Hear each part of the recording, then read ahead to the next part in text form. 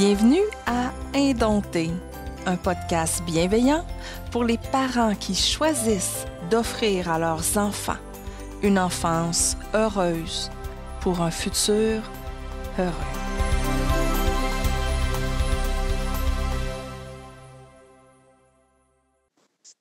L'épisode d'aujourd'hui, c'est la deuxième partie des écrans et des jeux vidéo. Si vous voulez voir la première partie, je vous mets un lien quelque part ici.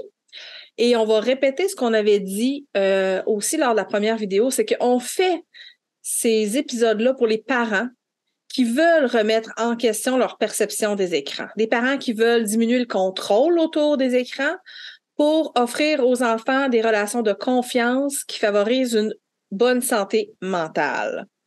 Dans le dernier épisode, dans le premier épisode de cette partie-là en ce moment, on a discuté du contexte des études et de comment nous, comme parents en déscolarisation, on a relativisé l'utilisation des écrans dans notre contexte éducatif bienveillant. On a aussi parlé de comment on a décortiqué nos peurs par rapport aux risques.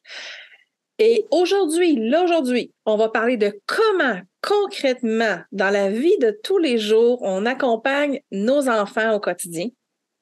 C'est un peu redondant, au quotidien, tous les jours. Et on va aussi parler des possibilités et des bienfaits de ces outils que sont les écrans.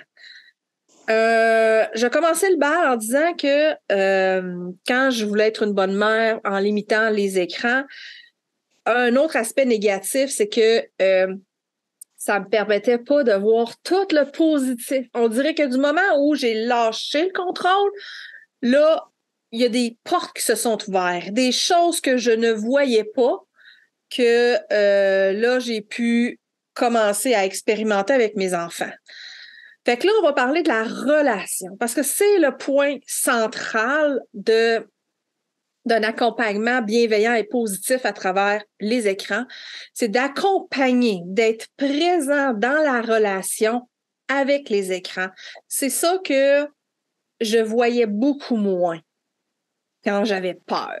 Puis que là, du moment où j'ai décidé, j'ai choisi et que j'ai rechoisi toutes les fois où est-ce que mes peurs remontaient, de ne pas suivre ces peurs-là, mais d'accompagner mes enfants. Comment accompagner nos enfants avec les écrans? Ça a l'air de quoi au quotidien des parents qui accompagnent leurs enfants avec les écrans? Cette étape-là d'ouverture de porte est possible quand on arrête de se déresponsabiliser en faisant juste imposer nos peurs à nos enfants. Fait que dans ce que j'ai trouvé, moi, la première étape d'accompagner mes enfants, c'était de m'intéresser à ce qu'ils font avec les écrans. Puis ça, c'est le contraire total du on-parenting, là, c'est d'asseoir mes fesses sur une chaise à côté de mon enfant qui joue. C'est poser des questions sur ça y donne quoi de faire telle action, c'est quoi le but du jeu, c'est d'écouter la musique des fois dans le jeu, puis de la sortir aussi, d'écouter ces musiques-là en auto quand on s'en va à une activité, mais de vraiment m'intéresser profondément à ce qu'ils font. Oui, pour ça, il faut vraiment enlever nos filtres puis nos jugements, là. C'est vraiment faire un pas en arrière puis décider. Même si on n'est pas sûr encore à 100%, moi, je dirais, ce que j'ai fait, c'est j'ai décidé, OK, on va dire que c'est positif, là. Qu'est-ce qu'il y a de positif là-dedans, là? Puis là, j'ai regardé avec curiosité, puis moi, c'était difficile. Curiosité. C'est ça. Puis les jeux de guerre et tout ça. Alors, moi, je me suis dit, OK, je juge pas. Je vais juste regarder. Écoute, tu parlais de la musique. Moi, mes enfants, ils ont découvert des tonnes de musique du populaire d'aujourd'hui, juste que des classiques des Beatles et tout ça, avec les chansons Minecraft, hein, les parodies. Oui! Mais Minecraft, on a tellement écouté des mix de ça. Mais en tout cas, c'est ça. Fait que moi-même, j'ai découvert, je sais pas toi, mais moi, j'ai découvert des tonnes de trucs intéressants. Je veux dire, quand on met ça dans un gros sac jeux vidéo, il n'y a pas grand-chose là-dedans. Là, on voit juste le négatif autour. Ouais. Mais quand on regarde en détail juste un seul jeu, écoute, la musique, il y a de la culture là-dedans. Il y a tellement d'apprentissage, il y a tellement de trucs positifs, puis intéressants aussi. Ouais. Léo, c'est quoi ton jeu qui fait de la musique là, que tu aimais beaucoup? Là? C'est comme cartoon? Don't Starve Together? Non. C'est rétro au bout, là. Oui, Cuphead. Cuphead. Ça, c'est un jeu que j'ai joué beaucoup. Puis la musique, c'est le style ragtime. Regarde, oublie ça, là. Je suis sûre que tu t'en souviens quand on était jeune, on écoutait des petits bonhommes, puis il y avait ces musiques-là là, de ragtime. Mais là, de le voir jouer à ce jeu-là, puis de faire « Hey, ça va être cool, cette musique-là! » Lui, il avait jamais entendu ça parce qu'il n'y avait pas des genres de bonhommes vintage rétro que moi, puis peut-être toi, tu as eu quand tu étais jeune, là. Fait que ça fait découvrir l'histoire, là, tu sais, à travers ça, là, il y a quelque chose, là, qui roule. Mais oui, tu as raison, la connexion, faut être vraiment dans une attitude positive, curieuse et mettre à porte le jugement puis les peurs. Puis pour ça que je dis que vous s'intéressez vraiment parce que faut sortir là, de ces peurs-là quand on est assis avec notre enfant puis qu'on le regarde jouer. Là. Il y a une différence énorme dans l'ambiance là, tu sais, là, qui flotte dans l'air. Là. Quand t'es avec ton enfant puis t'es dans le contrôle ou dans le jugement, ouais. Puis tu le regardes, puis le jeune, il sait que t'aimes pas qu'il soit sur l'écran, puis que t'es en train de le timer. Ah, encore ton jeu, encore ce jeu-là. Ou je sais qu'il y a des adultes, j'ai vu beaucoup autour de moi quand je parle de Minecraft, qui ont jamais compris l'intérêt de ce jeu-là parce qu'ils disent que c'est laid au niveau des graphiques ou quelque chose comme ça. Mais quand t'es comme ça avec ton enfant, moi je le sais, je l'ai été avec mon conjoint qui jouait à des jeux à un moment donné, à une période dans notre vie de couple où on avait coupé la télé, puis là, il s'était mis là-dedans. Fait que je voyais ça tellement négatif, tu sais. Ouais. Fait que la relation, tu peux pas en avoir de relation dans ce temps-là, là. L'autre, il sait que t'es là puis que t'aimes pas ce qu'il est en train de faire. Fait que, alors que quand tu t'ouvres vraiment, c'est sûr qu'au début, comme moi, ça a été du jour au lendemain. Là, fait que si vous faites ça du jour au lendemain, vous asseyez à côté de votre enfant, puis il a l'air intéressant, ton ça se peut qu'il te dise qu'est-ce que tu viens faire, là. Oui, c'est ça.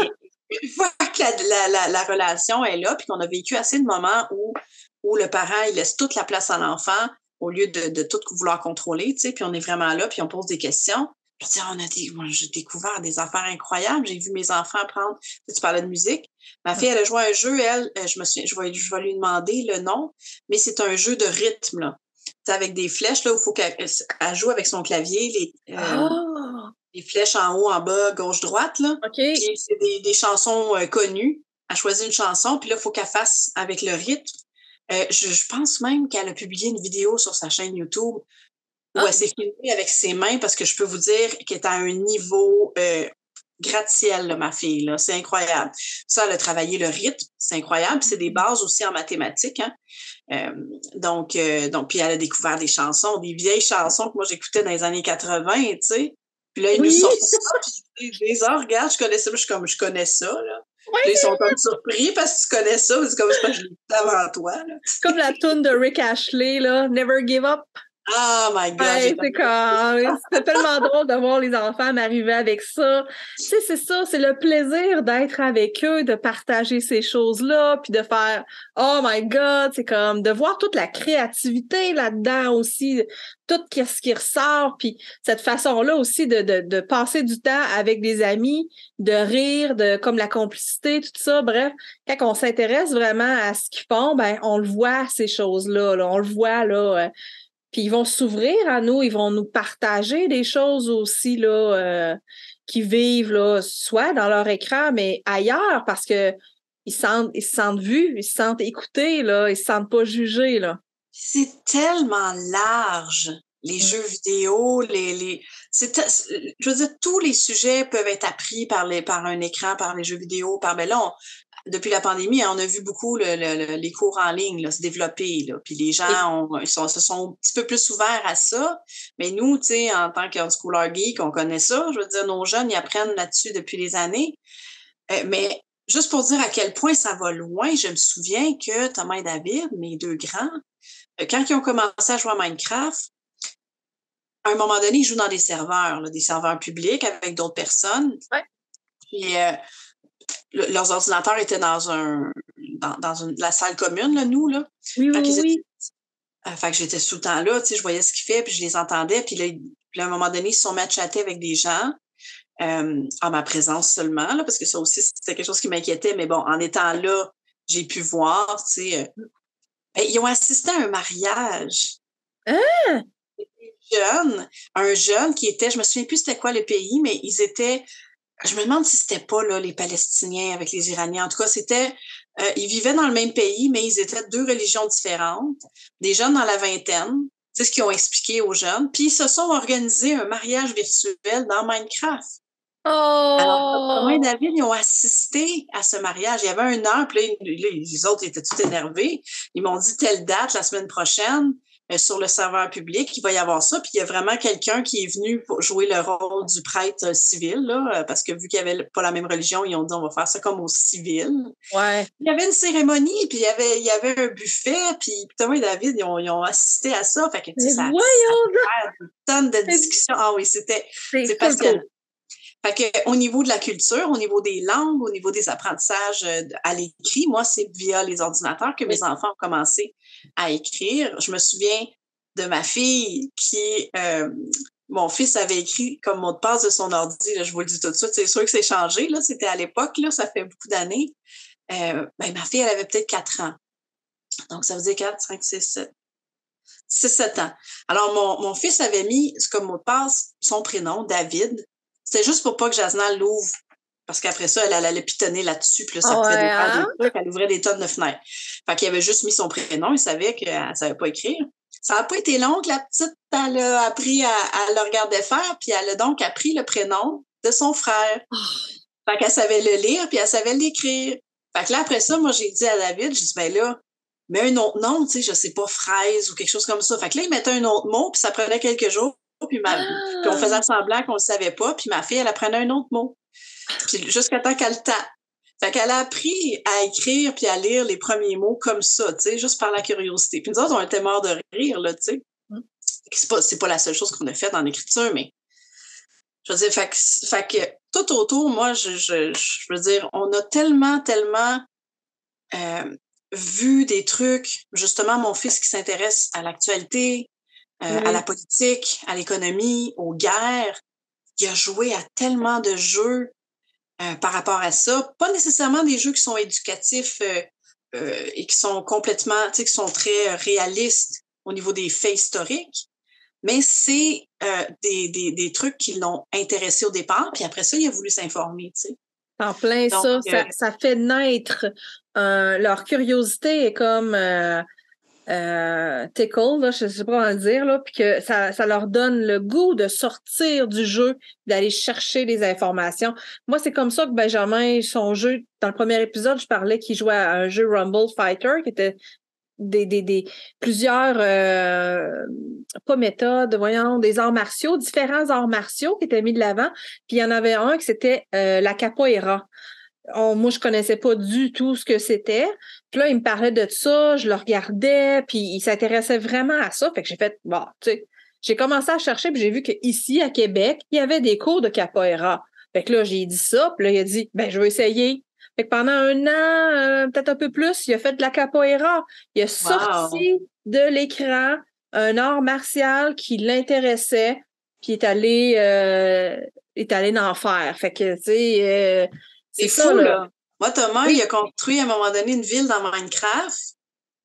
Puis là, il était rendu il a tout fait, là, un McDo, un hôpital, un cimetière. Puis là, le cimetière, il posait des questions, tu sais, par rapport à la religion. Il s'est demandé, tu sais, il réalisait pas que c'était quelque chose qui était religieux, là.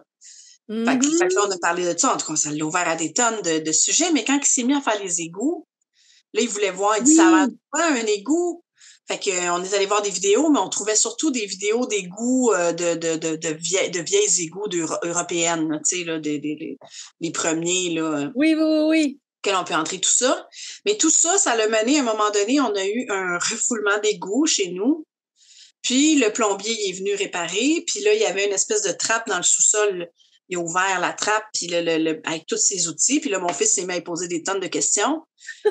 Puis le plombier, il le regardait tout croche, puis il s'est dit, vas-tu s'en aller? Tu sais, il me dérange. Jusqu'à temps que j'ai vu, je me suis dit, OK, je ne vais pas dire à mon fils, arrête de déranger le monsieur, je vais le laisser. Puis là, j'observais, puis à un moment donné, il y a eu un petit shift où le monsieur il s'est dit, ben voyons, coudonc, il est vraiment intéressé, ce garçon. Oui! Là, tu as vu un changement dans sa façon de répondre, encore un peu prudent dans le genre, OK, ben moi, j'aime ça, tu sais, regarde cet outil-là, comment c'est cool, tu sais. Puis là, j'ai vu, puis là, à la fin, je veux dire, les deux étaient comme des deux meilleurs amis, là, puis ils se mettaient à y parler de toutes sortes de trucs. Et qu'est-ce que ça l'a fait? C'est que j'ai fini par dire, vu qu'on ne trouvait pas de vidéo d'égout ici, j'ai appelé à la ville, on était à Rimouski à l'époque, donc j'ai appelé celui qui s'occupe, l'ingénieur en chef, là, je sais pas trop, là, je pense qu'il était aussi inspecteur en bâtiment. En tout cas, celui qui s'occupait de tout le réseau des égouts de la ville, du traitement des eaux et tout ça. Puis j'ai expliqué la situation. Il nous a fait une super visite. C'est Alain qui est allé avec Thomas. Ils ont offert un casque. Il est allé voir les installations. Il n'a pas pu aller dans les égouts parce qu'il a dit, là, il a expliqué à Thomas aussi que c'était trop dangereux à cause des maladies, des microbes et tout ça. Par contre, il est allé dans l'immense salle avec les grosses machines. Puis il a tout montré une carte de la ville avec tout le réseau des eaux usées, les bassins de rétention d'eau, l'espèce de grosse vis sans fin qui filtre le papier de toilette puis les cochonneries. Puis, en tout cas, ça a été génial, là, tu sais. Fait que tout ça grâce à Minecraft, là. Ouais. Ouais. Fait que là, à Minecraft, puis à notre vision positive aussi de l'affaire, tu sais. Puis d'accompagner, comme tu dis, là, tu sais, c'est ça, là, t'as appelé à la ville, moi, j'ai regardé, il y a de la capoeira, il y en a-tu ici, c'est quoi qu'on fait avec ça, tu sais, comme, on peut avoir un spectacle, c'est ça, c'est de sortir, puis de leur proposer, mais des fois, souvent, ils sortent d'eux-mêmes, là, comme tu disais tantôt, là, ils sortent vraiment eux-mêmes, là, du jeu pour aller chercher d'autres informations, parce que ça les intéresse, tu sais, ça peut aller à faire de la musique, à faire de la danse, tu sais, comme... À apprendre des langues. Moi, mes enfants ont tous appris l'anglais grâce à leurs ordinateurs, là. Puis moi aussi, d'ailleurs, hein, avec la lecture, puis je veux dire, c'est pas avec les petits cours d'anglais qu'on avait à l'école, Sam 1, 2, 3, là, je sais pas comment ça s'appelait, toi, mais nous autres, c'était ça, là. Mais ça me dit quoi, ça? Je suis sortie du secondaire, puis je veux dire, je comprenais pas un seul mot en anglais, là. Exactement. Fait que mais eux autres sont comme bilingues au point où, justement, Jasna et Élie, on les a transférés en anglais, langue d'enseignement cette année, parce que c'est ça, ils sont trop bons. Puis là, mais ça devenait plate là, pour eux autres, là, de faire de l'anglais scolaire. Fait que là, on peut aller plus loin en anglais parce que là, maintenant, on étudie plus les textes. Et le programme est différent d'ailleurs en anglais. C'est hot, ça, là, parce que de toute façon, on s'entend que l'anglais, je veux dire, moi, en tant que parent, puis en tant que grande curieuse, quand je cherche l'information sur un sujet, 99,9% du temps, je le cherche en anglais. Parce qu'il y a tellement plus d'informations que c'est un peu quasiment un handicap de pas savoir l'anglais. Puis comme tu dis, le système scolaire le fait pas apprendre d'une façon optimale. Alors que là, nos enfants, juste en suivant leurs intérêts, par la bande, ils intègrent des outils comme la langue. Sans leçon, sans cahier plate, là. À rien. C'est la même chose pour n'importe quel sujet. Ils peuvent apprendre n'importe quoi quand c'est par eux-mêmes, quand ça vient d'eux, puis quand ils sont aussi, qui ont un espace, puis une liberté pour le faire, tu sais, puis un choix. Donc, mais là, ça, je veux dire, moi, je pourrais en parler longtemps, là, des jeux, les quantités de choses qu'ils ont appris là-dedans. Un autre exemple que j'ai, qui a fait en sorte que mon ouverture de mon non-jugement, tu sais, si je l'avais pas faite, là, si j'avais pas eu cette espèce d'attitude de non-jugement-là, à ce moment-là, j'aurais raté quelque chose. Parce que ma fille, elle voit un jeu d'horreur que moi, j'aime pas. J'aime pas ça, ça me fait peur, moi je fais des cauchemars, tu sais. Ouais, c'est ça.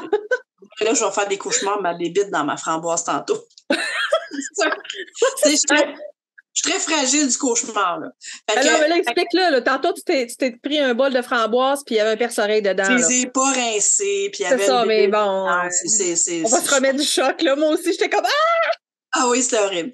Mais Mais donc, ma fille a joué à ça, puis elle était quand même assez jeune. Peut-être 8 ans. Puis, moi, au début, je leur disais, ben là, tu vas-tu faire des cauchemars, tu sais, parce que moi, j'en fais, mais finalement, je les ai laissés. Puis oui, c'est arrivé que ma fille, elle a eu peur parce qu'elle aime certains trucs d'horreur. Plus de suspense, je dirais. Elle aime avoir peur. Elle trouve ça drôle, mais même si ça lui fait peur. Fait que je me suis dit, OK, je vais la laisser gérer ça.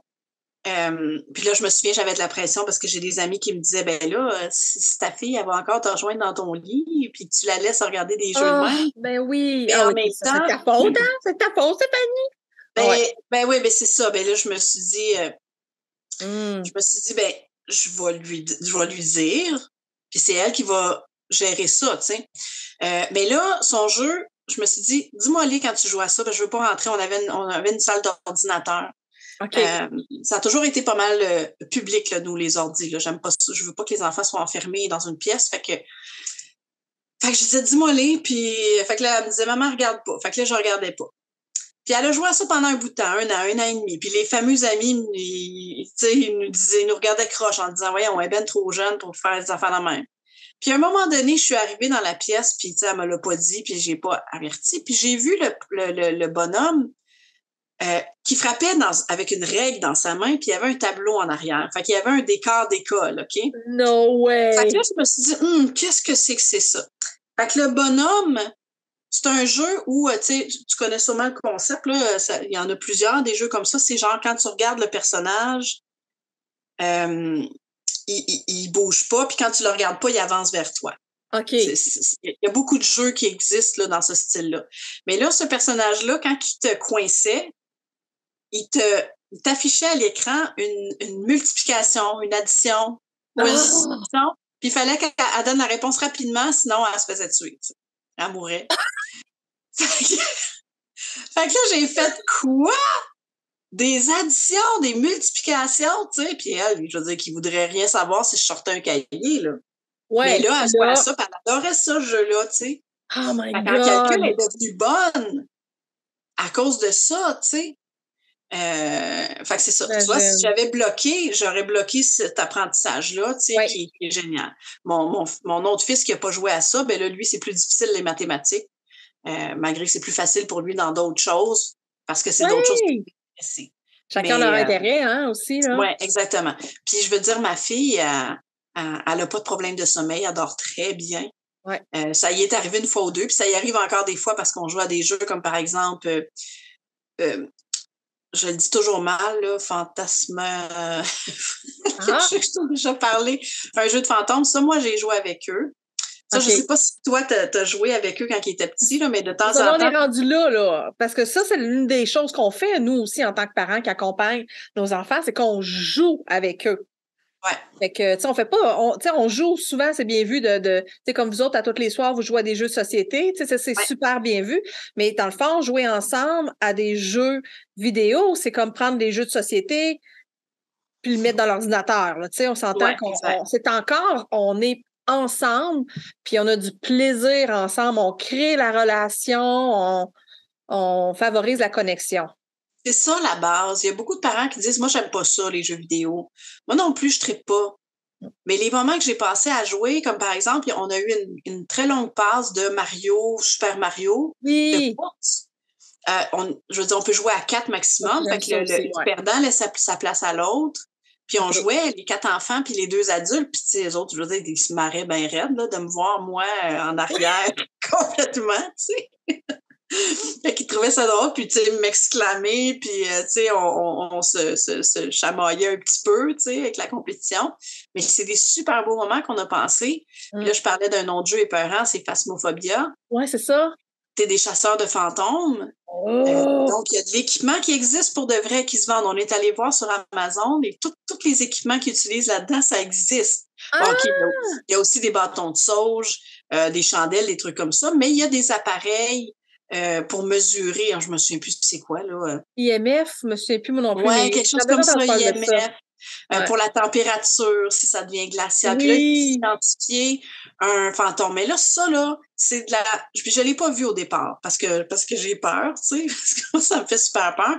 Puis on rentre dans la maison ensemble. puis on se parle en même temps dans le micro.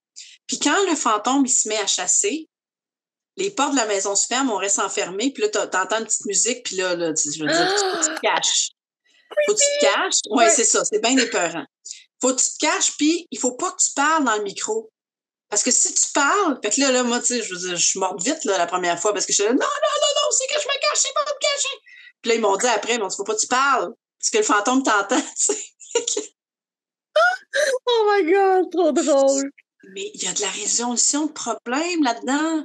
Parce qu'il y a différentes pièces dans la maison. Il y a une longue liste de fantômes différents. Ils ont toutes des particularités, des points forts, des points faibles. Puis chaque machine va nous donner un indice. Fait qu'on a une liste d'indices qu'on peut aller prouver ou pas prouver. Là, par exemple, on peut laisser du sel par terre. Si le fantôme va laisser une trace, mais là, il faut aller voir dans toute la liste de fantômes quel type de fantôme a tendance à laisser des traces. Puis là, on va cocher ça, puis après ça, il faut identifier. Fait que c'est vraiment compliqué, là, puis ça se fait en équipe en plus. Fait que c'est chouette. Compliqué. Là. Ça, c'est le mot. Ouais. Beaucoup de jeux de jeux d'ordinateur ou en tout cas, peu importe, des jeux vidéo sont très compliqués. Quand tu t'intéresses pas et tu t'assis pas là, pour regarder, là, tu t'en rends pas compte à quel point c'est vraiment souvent très complexe. Puis c'est ça. Fait que donc, ça travaille bien les affaires et c'est très, très, très, très positif. Ça va développer des tonnes de trucs différents. Je pense à un autre jeu que mes enfants ils ont eu une très grosse pause. Puis là, je suis sûre que si vous avez des enfants d'âge primaire, je veux dire, je pense que c'était le top 1 des jeux, c'est Among Us. Je sais pas si tu connais ce jeu. Oui. Les bonhommes. Ben ça, là, il y a de la négociation là-dedans, là. Ouais. Parce qu'il y en a un qui est le traître, ils sont dans un vaisseau, là, puis il y en a un que sa mission, c'est de saboter le vaisseau, puis les autres, faut qu'ils devinent c'est qui. Fait qu'à chaque fois que quelqu'un accuse un des personnages, mais là, je les entendais sur Discord toute la gang, puis là, ils négocient. Mais non, c'est pas lui, parce que t'as vu tantôt, il était là juste en arrière de moi, ou il était pas là, on était tous là tantôt. Fait qu'ils négocient, c'est vraiment génial. Moi, en tout cas, ça m'impressionnait de la façon, là, tu sais, il n'y avait pas de chicane, là. Ouais. C'était qu'il insistait beaucoup, puis il s'amusait, puis il se faisait du fun, mais je veux dire, ils ont appris à donner des bons arguments pour convaincre les autres, là, tu sais, basé sur des faits puis sur des observations qu'ils avaient faites. Fait que ça aussi, c'est quelque chose qui développe ben c'est ça, la collaboration. Là, dans ce cas-là, c'était la négociation. Ouais. Il y a un autre jeu aussi qui joue en ce moment que, je veux dire, j'ai du mal à comprendre parce qu'il est complexe. Ils sont une gang, puis il y a un fantôme qui les poursuit. Puis à la fin, ils se retrouvent à un endroit, il faut qu'ils trouvent des indices, puis il faut qu'ils trouvent un livre, puis un code dedans, mais tu peux pas le faire tout seul. Fait que là, t'as un des joueurs, il s'attribue les rôles au départ, il dit « OK, toi, tu vas regarder le code. » Fait que là, le joueur, il donne le code, il dit « OK, A égale 1. » Puis là, l'autre, il faut qu'il rentre un code dans un autre truc, mais il y a des calculs à faire. En tout cas, j'ai jamais compris exactement, là. Puis là, ils se sont repris. Je veux dire, moi, j'aurais lâché, là. C'est moi aussi le nombre de fois, ouais. 15-20 fois avant de réussir. Parce qu'ils étaient pas assez vite, parce qu'ils faisaient pas assez bien le calcul, puis ils ont fait un échange. Moi, je suis meilleure en calcul, tu sais, je fasse ça, puis tu sais, ça. Enfin, c'était vraiment... je vais le prendre en note tout de suite, puis je vais... Ouais, c'est ça, pour le mettre en lien. Ouais, mais c'est des jeux quand même avec des fantômes. Là. Fait que c'est sûr que ça ne s'adresse pas à tout le monde, mais moi, mes enfants, ils aiment bien ça. Je sais pas si tes enfants ont joué à ça, Roblox? Oui, encore aujourd'hui. Ouais. C'est ça. Ça, c'est un jeu qui est... Ça, Minecraft, c'est des jeux qu'ils ont commencé à jouer quand ils étaient jeunes puis qu'ils jouent encore, là. Roblox, peut-être un peu moins, mais Roblox, ils ont vraiment trippé. Benjamin, il a poussé ça à fond. Il a appris à programmer en Lua, qui est le langage de programmation qu'utilise Roblox pour faire leur jeu. Il s'est fait une stratégie marketing pour vendre... pour attirer des gens à son jeu, pour accumuler de l'argent, puis grosse affaire, là, tu sais, il était comme dans les jeux recommandés, puis tout ça, là, c'est malade, là. OK, parce que je me souviens d'avoir vu mes enfants dans le jeu qui s'installaient un kiosque dans le jeu, le virtuel. Puis là, il fallait qu'ils vendent, je sais pas quoi, ils vendaient des trucs, là, pour amasser de l'argent, puis là, pour pouvoir, je sais pas trop, j'imagine, c'est pour s'acheter du matériel ou des trucs comme ça, là. Oui, c'est ça. Maintenant, ils peuvent sortir, là, je sais pas si c'est encore le cas, parce que on avait été, ils ont fait un moment donné Roblox une genre de happening, là, de conférence, tout ça, à New York. Puis on a été, la première fois qu'ils faisaient ça, on était allé à New York passer une longue fin de semaine, je me souviens plus trop, là.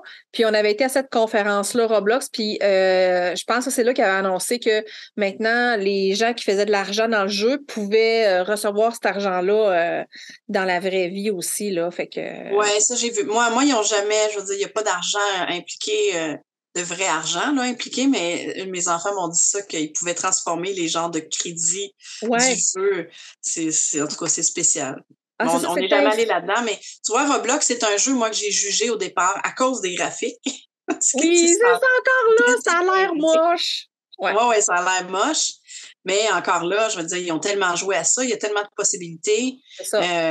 La dernière fois que j'ai vu, c'était Ellie qui jouait, il fallait qu'il construisait une machine.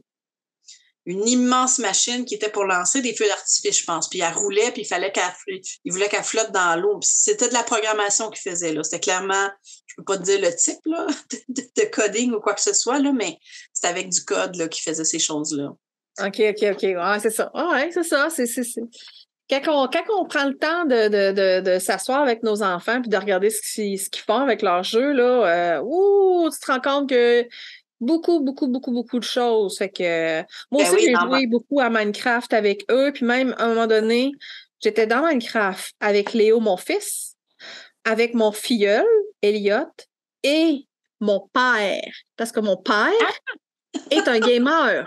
Mon père joue à des jeux de stratégie en ligne avec des Français à l'autre bord. Il est à retraite, mon père, maintenant, mais même, fait que mon père qui a acheté un ordinateur quand j'avais genre 10, 11 ans, a toujours trippé aussi sur les technologies, puis maintenant, il joue, puis je suis pas mal certaine que de jouer à tous ces jeux-là, là, ça doit être très profitable pour son cerveau, pour le garder allumé, puis, tu sais, comme continuer à faire des nouvelles connexions, puis...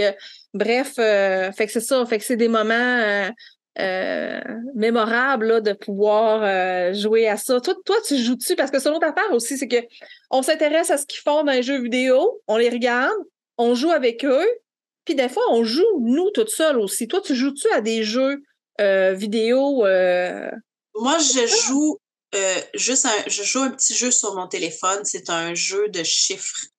Simplement, il faut doubler.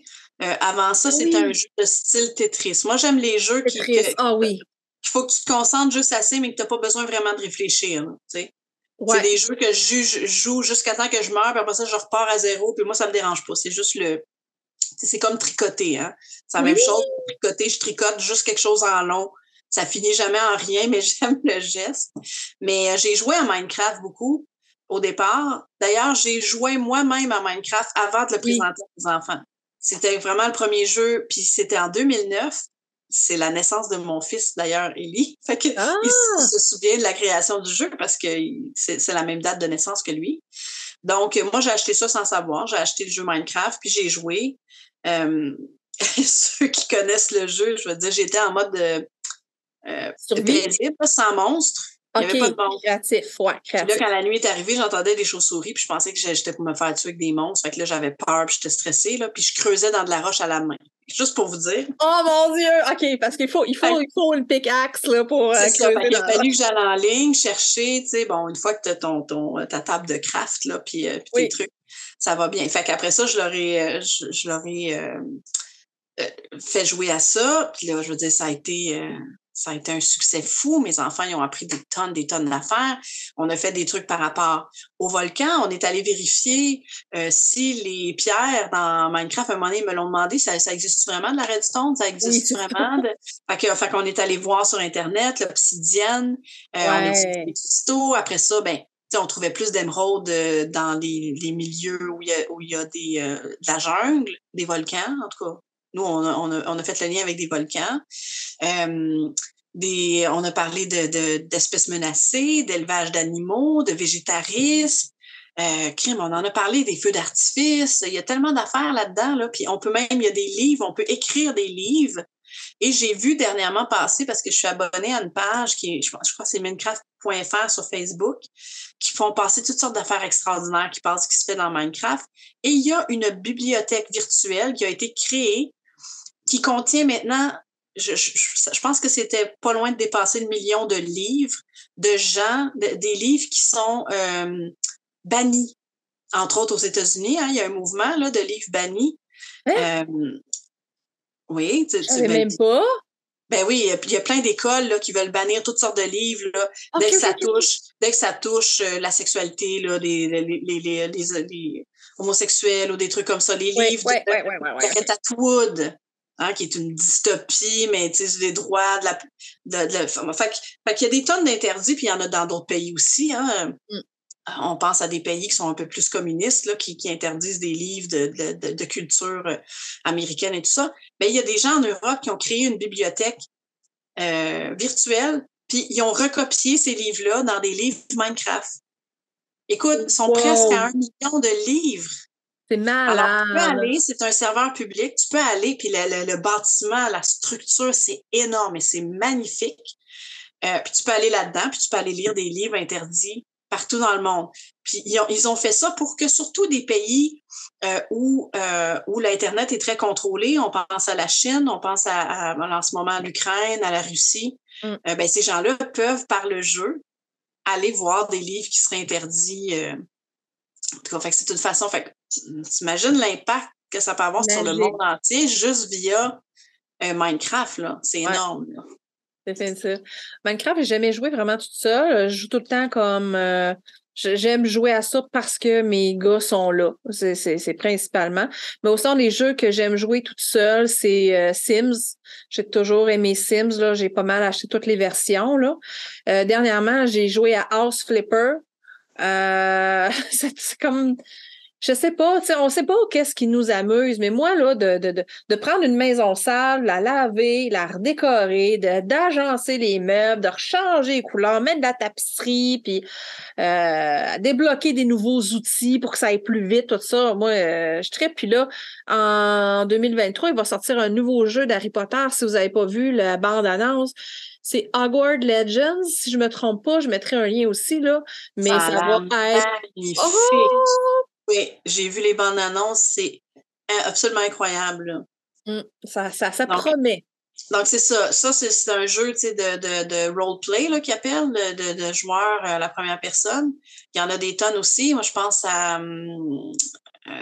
bon, Zelda, c'est pas tout à fait c'est un peu un roleplay, là, mais il y a un seul personnage. Tu vois, Zelda, moi, c'est mon fils, mon plus vieux, il a appris à lire. Ben, il connaissait déjà un peu la lecture parce qu'on avait fait l'école maison, mais sa lecture, elle a débloqué en jouant à ce jeu-là. Wow, il y a énormément de texte là-dedans, puis il faut qu'elle parle à des personnages. Oui. Donc, il y a ça. Puis le jeu que tu parles, House Flipper, j'ai vu des jeunes sur des réseaux unschooling américains qui sont devenus designers après avoir utilisé ça. Tu sais, ça avait commencé, je veux pouvoir... parce que puis il y en a des jeux là où tu peux prendre une pièce de ta maison puis tu peux la décorer toi-même en mettant des tapis de couleurs. Donc, puis Alain est dans le domaine du design d'intérieur, puis il utilisait des logiciels à l'époque, tu sais. C'était très spécifique au design, mais là, maintenant, c'est tout le monde le fait, puis il y a des gens qui décident d'aller étudier là-dedans par la suite, tu sais. Fait que je dirais que c'est des outils qui sont... c'est hot pour les jeunes, mais pour les adultes aussi, là, ça nous ouvre des tonnes de portes, là. Oui, puis c'est retrouver notre cœur d'enfant aussi, là. C'est ça qui est très différent d'autres choses. C'est quand on joue à des jeux, il y a le mot jouer, là. Il y a du plaisir, il y a de la joie. Fait que ça, on est capable de se donner la permission aussi d'avoir du plaisir puis de jouer parce que souvent, en tant qu'adulte, là, on a appris, on a des fausses croyances que jouer, c'est juste pour les enfants, ça sert à rien, c'est une perte de temps. Fait qu'on est capable de passer par-dessus ça puis vraiment jouer... c'est ça, tu sais, on donne un exemple aussi à nos enfants, là, tu sais, que moi, je veux des enfants qui vont être rendus adultes puis qui continuent à jouer et avoir du plaisir dans leur vie, là, qui font pas juste comme une job qu'ils n'aiment pas puis ils reviennent à la maison dans tu sais, comme, c'est plus que ça, la vie, là. Même encore, si c'est pas lié à un emploi plus tard, c'est pas obligé. Ils vont aller quand même vers, si on les laisse aller vers leurs intérêts, ils vont développer les compétences qui ont le plus de chances d'utiliser. Parce que c'est leur personnalité, ça fait partie d'eux, c'est les forces. Je pense que c'est une des différences entre l'éducation classique et l'éducation ouverte, comme on fait en unschooling. C'est-à-dire qu'en éducation classique, on décide de ce qu'ils ont besoin de mettre comme compétences dans leur boîte à outils. Ouais. Puis là, si les jeunes ont des difficultés avec une ou l'autre, ben là, c'est des diagnostics. Ben là, le jeune n'est pas bon. Ben là, faut travailler plus fort. Alors que quand on est dans une éducation qui est plus libre, c'est les forces que l'enfant va développer le plus. Ça ne nous empêche pas de développer les bases, mais ils vont aller beaucoup plus loin. Je pense à mon fils, je vais faire un parallèle qui n'était pas avec les jeux vidéo, mais qui est un artiste. Je veux dire, on avait du mal à trouver des cours pour artistes avancés quand il était enfant. Ouais. Parce qu'il n'y avait que des cours de base. Ma fille aussi, elle a eu une grosse passe bricolage. Elle était avec des fusils à colle puis des affaires assez complexes. Puis elle faisait des plans dans Blender, tu sais, dans un logiciel en 3D. Puis après ça, elle a fait. Mais à un moment donné, elle est arrivée aussi où il y avait une limite parce que c'est pas bien vu pour un enfant d'être aussi avancé. Ouais. C'est genre, on vous donne juste des petits morceaux de base de toutes sortes d'affaires. Ouais. Puis après ça, vous vous arrangerez, tu sais, rendu à 18 ans. Alors que là, nos enfants, ils peuvent développer des compétences. Tout ce que mon fils a développé, je veux dire, ça va lui servir, quel que soit le métier qu'il fasse. Ça va lui servir pareil comme compétence, puis il va avoir une longueur d'avance sur les autres qui n'ont pas pu se consacrer à ça. Là. Ça, c'est parce que dans le fond, c'est que c'est ça la différence avec l'école, c'est que là, ils sont centrés sur leurs intérêts. Donc, ils développent qu'est-ce qui fait le plus de sens pour eux. Fait qu'à place d'être rendu un adulte puis de faire Oh my God, je sais pas je suis qui, je sais pas ce que j'aime pas ma job, j'ai choisi ça parce que j'étais bonne, mais finalement, je m'emmerde, je suis dépressive. Ben là, nos enfants sont restés collés plus à ce qu'ils aiment, puis ils vont avoir développé leur talent et des compétences qui vont faire en sorte que, rendus sur le marché du travail, ben ils vont avoir des jobs pas mal plus de chances qu'ils aiment parce que moi, c'est ça, là, Benjamin, là, il travaille depuis 2 ans, 3 ans en programmation. Puis j'ai demandé hier, t'es-tu bien là? Tu veux-tu changer? Il dit Ah non, non, je suis bien, des défis, des reconnaissances, il y a eu un bonus hier. C'est comme wow, là, tu sais, c'est ça, là. Puis je pense qu'un point aussi qu'on fait, c'est qu'on les écoute. Fait qu'on on les regarde, leurs intérêts, puis tout ça, mais on les laisse aussi s'écouter à travers leurs jeux vidéo. Donc, cette semaine, pendant que j'étais en train de travailler l'épisode, la fille de mon amie, elle commence à m'écrire, elle a 10 ans. Elle me demande qu'est-ce que je fais. Fait que là, j'ai dit, je travaille sur un épisode d'écran de jeux vidéo, tout ça, tu sais. Toi, qu'est-ce que tu penses de ça, les jeux vidéo? Puis là, elle me dit, des fois, je pense que ça peut être trop. Fait que là, je dis, comment tu fais pour savoir que c'est trop pour toi? Ben, elle dit, ben, ça me donne mal à la tête, puis des fois, je dors moins bien. Fait comprends-tu qu'elle est capable, à son ressenti, de faire, oh, j'ai mal à la tête. Ah, c'est peut-être parce que j'ai trop joué, je vais arrêter, voir. Fait qu'ils font leurs propres expériences. Fait que là, si elle arrête de jouer, puis que là, son mal de tête diminue, ben, ça va comme être un signal. Elle n'a pas besoin de son parent qui vient lui dire non, non, non, c'est l'heure, faut t'arrêter. Elle a mal à la tête, puis là, ben, elle sait qu'il faut qu'elle arrête ou que, tu sais, genre, elle va être dans son ressenti, dans son expérience, au lieu d'être juste comme dans le contrôle, puis que rendu au niveau quand elle va être un adulte, là, elle va jouer non-stop parce que là, elle n'a plus de contrôle, puis finalement, tu sais, des fois, ça peut être moins bon, là. Fait que... Ça, sont plus connectés sur leurs ressentis, sur leurs besoins. Ils apprennent à écouter leurs ressentis plutôt que juste écouter un parent qui dit de façon arbitraire ça c'est pas bon, ça c'est bon, ça c'est pas bon. Donc les autres, ils apprennent à être à l'écoute, tu sais. Fait que c'est des apprentissages qui restent après, là. Moi, si je pense juste aux apprentissages en alimentation, j'ai été toute ma vie en réaction avec toutes les limites puis le contrôle de la bouffe que j'ai eu quand j'étais enfant, là. Tu sais, je veux dire, même en étant adulte, consciente, je me disais quand même, de la chenoute, je le prends, la grosse boîte de chocolat, là, tu sais. Ça a été long avant de se débarrasser. Je suis encore là-dedans, en fait, là. Ça marque. Oui, je trouve ça bien. Je trouve que c'est ce qui permet les jeux vidéo, les ordinateurs, ça permet beaucoup à l'enfant d'avoir une autonomie puis de pouvoir explorer lui-même son ressenti. C'est ça, ses besoins, qu'est-ce qu'il a besoin, tout ça, là, tu sais. Ouais. Ça te tente-tu? On serait rendu pas mal à faire la partie de bienfaits et possibilités des écrans, comme le développement du cerveau. J'ai lu ça, cette recherche-là, dans les grandes lignes, des chercheurs excusez, je vais le scraper, Karolinska Institute. C'est en Suède. C'est une université médicale en Suède eux autres ont étudié le lien entre les habitudes d'écran des enfants américains et le développement de leur capacité cognitive au fil du temps. Puis ils ont constaté que les enfants qui passaient un temps supérieur à la moyenne à jouer à des jeux vidéo augmentaient leur intelligence plus que la moyenne. C'est comme, fait que, tu sais, des études, là, positives, là, il y en a, là. Faut les chercher, là. Ça aide, là.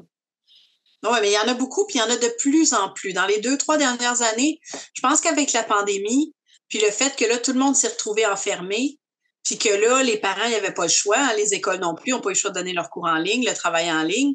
Il a fallu, à un moment donné, qu'ils se disent, bon, ben là, on peut plus continuer à dire que c'est horrible, puis que les enfants passent la journée là-dessus, là, parce que on les oblige à passer. C'est ça. Là, on a vu, c'est ça. Fait que là, on a vu les experts un petit peu relativiser. Puis là, il y a des études qui sortent. Il y en avait aussi avant en positive. Mais souvent, ils rajoutaient toujours la petite note en dessous. Mais c'est bien contrôlé. Simplement parce que, je ne sais pas si tu vois les fameuses recommandations, si tu avais vu, il y a des recommandations de temps d'écran. Par exemple, les associations pédiatriques canadiennes, américaines, l'OMS aussi. Puis comment ils ont fait pour calculer ça? J'ai vu un reportage sur Radio-Canada. C'était qu'ils calculaient l'horaire du parent et de l'enfant qui vont à l'école. Ouais. Donc, ils calculaient que l'enfant fait tant d'heures à l'école. Après ça, il reste tant d'heures avant de se coucher pour avoir le fameux 8 heures, mettons, de sommeil. Fait que là, il dit, il reste tant d'heures. Fait que là, là-dessus, il faut qu'il fasse des devoirs, il faut qu'il mange, il faut faire qu'il se brosse les dents. Il faudrait qu'il passe un petit peu de temps avec sa famille. Et donc, c'est uniquement là-dessus qu'ils ont fait le calcul et qui ont donné une heure précise. Je me souviens plus c'est laquelle, là. Donc, c'est la base, c'était le contexte scolaire qui a été utilisé pour ça. Dans le contexte de l'école à la maison, où on est ensemble tout le temps, c'est sûr que c'est, je veux dire, l'enfant va automatiquement passer du parent avec ça. Pas automatiquement, c'est vrai qu'on peut vivre ensemble puis pas se parler, là, mais... Ouais, mais là...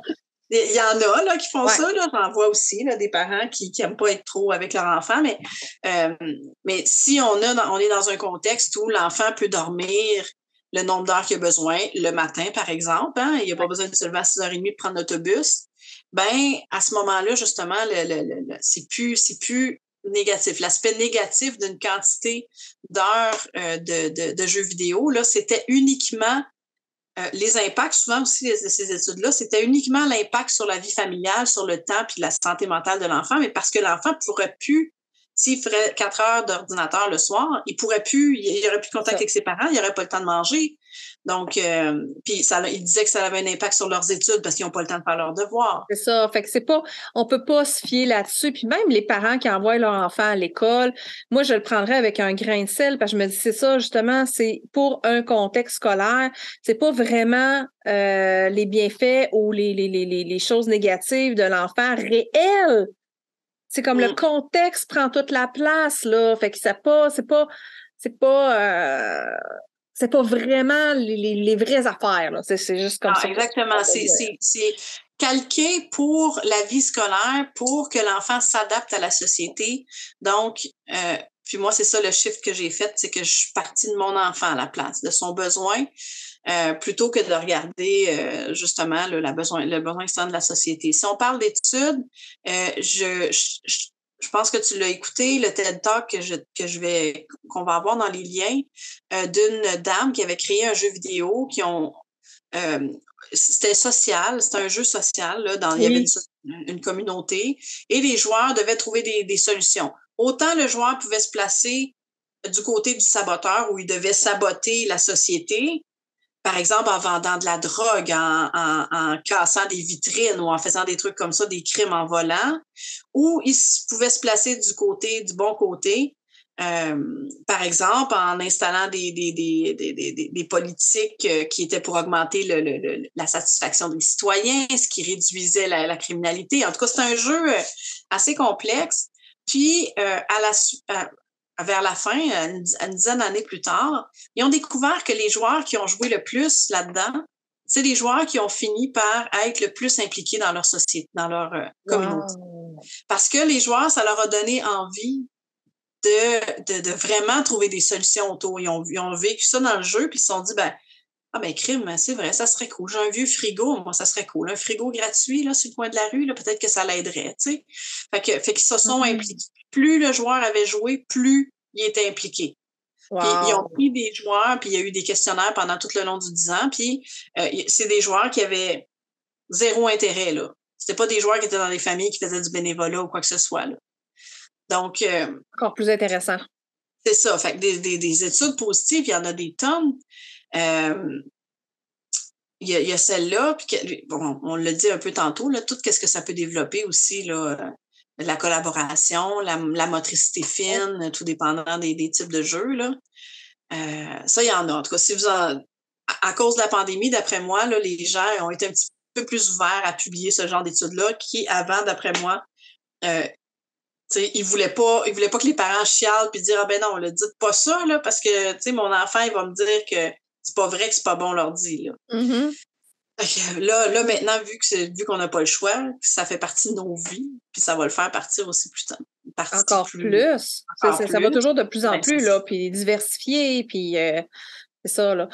Tu voulais parler aussi des jeux vidéo comme outils d'apprentissage. Oui, ben c'est un peu ce qu'on parle depuis tantôt, là. Je pense que tous les jeux peuvent être des jeux d'apprentissage, mais il y en a, c'est sûr, qui sont de plus en plus, justement, là, les écoles, des différents organismes utilisent les jeux vidéo parce que c'est quelque chose qui va rejoindre les jeunes. Donc, il y en a des jeux, là, des jeux et des applications qui sont spécifiquement, je pense par exemple à Slice Fraction, qui a été créé par des gens de l'Université de Montréal, Ululab, que ça s'appelle, là, c'est des gens qui ont fait des études sur l'impact, la différence entre apprendre dans un cahier de façon standard et apprendre avec un jeu. Puis, je veux dire, l'impact positif était, là, je me souviens pas des chiffres, là, mais c'était 10 fois mieux avec un jeu. Tu sais, ça rejoint beaucoup les jeunes, hein? Donc, ce jeu-là, Slice Fraction, ma fille, elle a joué avec, là, c'est l'histoire d'un petit mammouth, puis on apprend des fractions. Je peux vous dire que dans le 2, je comprends même pas. Moi-même, je suis pas capable de faire, c'est de la résolution de problèmes en même temps, mais tu as tout ce qui touche la fraction. Donc, résolution de problèmes, addition, ça va vraiment loin, là. Fait que ça, tu vois, ça a été créé par eux. Puis, il y en a de plus en plus qui créent des jeux spécifiquement pour ça. Entre autres, il y a l'autre jeu, je pense que tu le nommais un petit peu dans les jeux éducatifs plus bas, Assassin's Creed, là, ouais. Discovery Tour, qui viennent de sortir 3 versions du jeu. Il y en a un, c'est la Grèce antique, l'autre, c'est l'époque viking et l'Égypte ancienne. Donc, c'est un jeu... dans celui-là, c'est un jeu, mais juste découverte, là. On visite la ville, mais il y a quand même des personnages. On peut jouer un personnage. Entre autres, celui des Vikings, je suis allée voir la bande-annonce, là. On peut jouer le Viking, où il y a sa femme aussi qu'on peut jouer, qui, elle, est une marchande. Puis là, ils vont se promener, puis là, on peut discuter avec des gens. Fait qu'on apprend les mœurs, les cultures. Tout ça est basé sur l'histoire, là. Fait que okay. moi, c'est sûr qu'on va en acheter au moins un, là, parce que c'est quelque chose qui intéresse mes enfants. Oui, mais ça, même moi, tu parles de ça, là, puis je me dis, Colin, j'aimerais ça aller visiter ça. Ça a l'air d'avoir la possibilité de faire comme, OK, je vais aller prendre Google Maps, mais en 1850. Genre, tu sais, c'est comme une opportunité que... C'est exactement là. ça. Puis en fait, ils ont reproduit les villes, les différentes villes qu'il y a là, dans les maps. Puis non seulement ça, mais en plus, comme je te dis, il y a des interactions avec des personnages. Fait que tous les costumes, les coutumes, la façon de faire des affaires. Là. On parle d'une femme, d'un viking qui était commerçante. Hein. Je veux dire, plus tard, ça s'est gâté pour les femmes, là, mais avant, dans les peuples plus anciens, les femmes, il y avait plus d'égalité. Là. Mais on peut les voir, on peut voir la transaction, on peut voir ce qu'ils mangent. Le commerce qu'ils font, en tout cas, c'est vraiment génial là, comme jeu. Il y a aussi des jeux sur la guerre. Mon fils en a joué énormément. Il y en a beaucoup qui ont des éléments de fiction, mais il y a certains jeux comme, par exemple, Art of Iron, que ça s'appelle. OK. Un cœur de fer. Ouais. Je ne sais pas si c'est une traduction en français, qui est vraiment sur... Si je ne m'abuse, je me souviens plus par cœur, je pense que c'est la Deuxième Guerre mondiale. Mais celui-là était... il est vraiment historiquement Accurate, pardon, je me souviens Ouais, plus. c'est que j'avais accurate dans... Accurate, ouais, c'est ça. En français. On marquera le terme en français quelque part ici, là. Ouais, c'est ça. Fait que ce jeu-là, il y en a plusieurs versions, là. Il y a des cartes, puis c'est basé sur des vraies batailles qu'il y a eu, là, des faits historiques, tout ça. Okay. Il y en a vraiment beaucoup d'autres qui ont comme base les guerres, qui n'ont pas nécessairement des faits historiques, puis qu'il y a de la fiction, mais qui sont quand même intéressantes, puis qui peuvent amener à poser des questions, pour aller vérifier des informations par après. Moi, j'ai demandé justement à la fille de mon ami, puis son fils, leur suggestion de jeu. Puis les deux ont nommé Animal Crossing. C'est tellement cute. C'est un jeu paisible. C'est calme. Moi, j'aime beaucoup ça aussi, ce jeu-là. Puis un autre jeu aussi que le fils de mon ami a recommandé, ça s'appelle Splatoon. Il y a plusieurs versions, 1, 2, 3. Puis là, à ce moment-là, c'est un jeu collaboratif. Fait qu'ils sont comme une gang, puis là, il faut qu'ils se coordonnent pour comme gagner du territoire, puis tout ça. Fait que... Mais dans Splatoon aussi, je m'excuse, je veux juste rajouter que tu peux créer ton propre jeu. Les enfants y ont joué, puis si tu te connectes en ligne, tu peux toi-même faire ta map Splatoon puis la rendre disponible aux autres joueurs. C'est vraiment passionnant. C'est nice, ça. Parce que comme dans l'autre épisode, l'épisode 1, Léo, il parlait aussi de Don't Starve. Les graphiques sont vraiment extraordinaires, mais il y a Don't Starve Together. Fait que là, on peut jouer ensemble. Fait que là, encore là, il y a de la collaboration. Puis un jeu particulièrement intéressant, j'aime beaucoup regarder mes garçons jouer à ça, c'est Oxygène. Dans le fond, c'est comme dans la roche. Puis là, c'est vraiment stratégique. Faut que tu aies les bonnes machines, puis tu construis. Puis là, tu as des personnages qui vont travailler, mais là, il faut que tu fasses attention à leur santé mentale. En tout cas, bref. Tu sais, des jeux, là, on pourrait peut-être dans les commentaires en nommer d'autres là, qu'on sait que nos enfants ont beaucoup aimé, qui pourraient être à explorer. Mais avant de terminer, il y avait un point aussi qui était intéressant, le secteur d'activité. À moins que tu avais quelque chose à ajouter sur les jeux? Non? Fait que tu voulais parler du secteur d'activité économique. Oui, je sais pas si toi, tu t'es fait dire ça quand tu étais plus jeune ou à l'école ou par les parents, mais souvent, on se fait dire... Regarde, tu feras pas un métier de ça, hein? Oui! Les arts et tout ça. Fait que là, il y en a beaucoup qui disent ça, tu sais, que ça servira à rien, les jeux vidéo, mais c'est totalement faux. C'est rendu un des secteurs économiques les plus importants dans le monde. Ouais. Donc, je vous ai sorti quelques petites statistiques et c'est aussi au niveau des emplois chez les jeunes de 15 à 24 ans que j'avais vu, là, c'était les emplois qui ont les meilleures conditions de travail puis les meilleurs salaires. Wow. Toutes catégories confondues, entre autres au Canada. Donc, si on parle de l'industrie des jeux vidéo, ça vaudrait plus que le secteur de la musique et du cinéma ensemble. Wow! Il y en a des débouchés de travail là-dedans. On parlait tantôt de développer des compétences. Là. Ça en est. Ce marché-là représenterait plus de 300 milliards de dollars, puis il y en a 4,3 milliards au Canada. Donc, c'est en croissance de 20% là, depuis 2019. Puis ils disent que ça va continuer là, à monter. La planète, ça c'est intéressant, compterait plus de 3 milliards de joueurs, dont 800 millions de nouveaux joueurs dans les 2 dernières années, depuis ça date de 2021, donc depuis la pandémie. Puis parmi ces nouveaux joueurs-là, il y a 60% de femmes. Wow! Donc, les femmes arrivent dans le milieu, là, tu sais. Puis, je sais pas si tu as vu aussi dans l'actualité, on voit dans des compagnies comme Ubisoft et tout ça, qui commencent à avoir des trucs, là, ils sont en train de régler des affaires de culture du viol, puis de conditions des femmes, puis de sexisme. C'est super intéressant, ce mouvement-là. Qu'est-ce que ça fait, là, avec l'arrivée des femmes? L'industrie au Canada a fourni 55 000 emplois à temps plein. Ça, c'est uniquement à temps plein, mais ils disent qu'il y a beaucoup plus d'emplois à temps partiel. Fait que, puis là-dessus, il y en a 4 sur 10 de ces emplois-là qui sont au Québec. Le Québec est la plus grosse province par rapport aux jeux vidéo. Wow! Au niveau de l'emploi, au niveau de la quantité d'entreprises aussi. Puis le salaire moyen là, de ces emplois-là, puis là, on s'entend que t'as pas nécessairement d'avoir besoin de diplôme pour entrer dans ces places-là. De plus en plus, ils vont demander des compétences plutôt. Ils préfèrent avoir des gens qui sont créatifs, autonomes.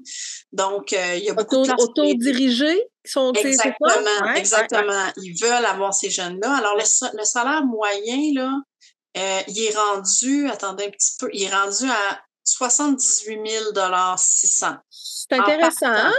C'est intéressant. Ouais. Donc, puis il disait que si on inclut les avantages sociaux qui sont super nombreux là-dedans, parce que d'autres, ils savent comment attirer les jeunes, ils disent que ça peut aller jusqu'à 90 000 de salaire à l'entrée, là. Puis les femmes représentent 23 de ces emplois. Puis ils disent que c'est en augmentation, par contre. Donc, puis les entreprises ont des politiques pour recruter de plus en plus de femmes. Ouais. Ça, c'est intéressant pour nos filles. Dans le domaine de l'informatique, c'est ça, ouais. Là, je te parle uniquement de jeux vidéo, Julie, là. Oui, c'est vrai. Imagine tout le domaine de l'informatique, comment c'est vaste. Il y en a aussi dans le cinéma, dans la musique, l'animation et tout ça. Il y a aussi, ce serait le secteur qui serait le plus équitable au niveau des femmes et des personnes racisées. Oh! Quand ils comparent les différentes industries au Canada, celle-là, c'est celle qui arrive en premier. Il y a ils disent 81% des grandes entreprises qui ont des programmes d'équité, de diversité puis d'inclusion d'emploi. Okay, puis les autres, ils arrivent en dessous. Puis ensuite de ça, il y a des tonnes de types d'emplois, là, autant au niveau de l'art, autant au niveau du design, autant au niveau technique. Donc, c'est très, très vaste. Il y a du e-sport aussi, qui devient de plus en plus payant. Puis donc, là, ce que je vous dis, là, c'est que les statistiques qui incluent des fois, ils sont pas inclus là, dans les stats que je vous ai donnés, d'autres titres d'emploi comme des gestionnaires de projets, des programmeurs, des graphistes. J'ai parlé uniquement de jeux vidéo, là. Fait que c'est vraiment un secteur d'emploi. Je pense plus qu'on peut dire, nous, en tout cas, à nos enfants, tu te feras pas une job avec ça. Non. C'est vrai, là, c'est vraiment des métiers d'avenir pour nos jeunes, là. Définitif. Je suis totalement d'accord. C'est vraiment... c'est le fun de ce que tu viens de parler parce que je pense que ça remet un peu les pendules à l'heure, là. Puis que là, c'est juste les jeux vidéo. Fait que t'imagines, je veux dire, le nombre de métiers qui étaient pas sur les écrans puis sur les ordinateurs avant puis qui le sont. Je veux dire, c'est ça. Comme je disais tantôt, d'interdire ou de limiter les enfants, c'est comme un peu quasiment, c'est de pas créer un environnement favorable à acquérir des compétences pour leur futur. Oui, exactement. C'est presque rester dans les années 50. Oui, c'est ça. C'est plus être dans l'air du temps, en tout cas. Ouais. Hey, pour finir, moi, j'aimerais bien ça savoir les personnes qui nous ont écoutés, est-ce qu'ils ont appris des choses qui trouvaient ça intéressant? Est-ce qu'il y a des choses ils ont eu des moments, là, des moments de clarté, de prise de conscience, de oh, oui, ça fait tellement de sens. J'aimerais ça savoir aussi, est-ce qu'ils jouent aux jeux vidéo avec leurs enfants? À quoi qu'ils jouent? Qu'est-ce qu'ils ont vu dans leur vie, là, à travers les jeux vidéo puis les écrans de positif? Comme, j'aimerais vraiment ça, comme qu'on puisse avoir plein de commentaires là-dessus parce que ça fait du bien de s'entourer de gens qui ont une vision positive des écrans. On a besoin de ça. Fait que de pouvoir vous lire dans les commentaires, puis quand on est un parent, qu'on commence à se débarrasser de ces peurs-là, de lire ça, ces commentaires-là positifs, ça va, moi, dans ça là ce que ça fait, c'est que je sens mon intuition qui est comme mon intuition de dire c'est pas mal les écrans. Ben là, ça le confirme en dedans de moi, là. De lire que je suis pas toute seule là, qui voit ça positif. Là. Ouais, c'est là que je voulais faire mon parallèle avec le marteau. Hein? Les écrans sont un outil. Oui. Le marteau peut détruire, peut construire. Avec les ordinateurs, c'est tout à fait la même chose. La différence, ça va être l'accompagnement puis l'environnement éducatif qu'il va y avoir autour de l'enfant. Donc, c'est ça. Servez-vous-en cet outil-là. C'est un outil encore mieux que le marteau, je pense. Oui, mais ça... C'est encore plus de possibilités. Quand tu as besoin d'un marteau, tu es content de l'avoir. Oui, mais... c'est sûr. c'est des très bons outils. Hey, merci beaucoup, Stéphanie! Merci à toi. Merci à vous d'avoir été là. Oui, et à bientôt! Dans vos commentaires. Bye oui, bye. on va lire. Bye! C'est déjà tout pour aujourd'hui. On espère que ça vous a plu. Merci tellement beaucoup de nous écouter. Si vous avez des questions, des commentaires ou des suggestions, n'hésitez pas à nous écrire. Toutes nos informations et les différents moyens d'entrer en contact avec nous sont dans la bande info de l'épisode.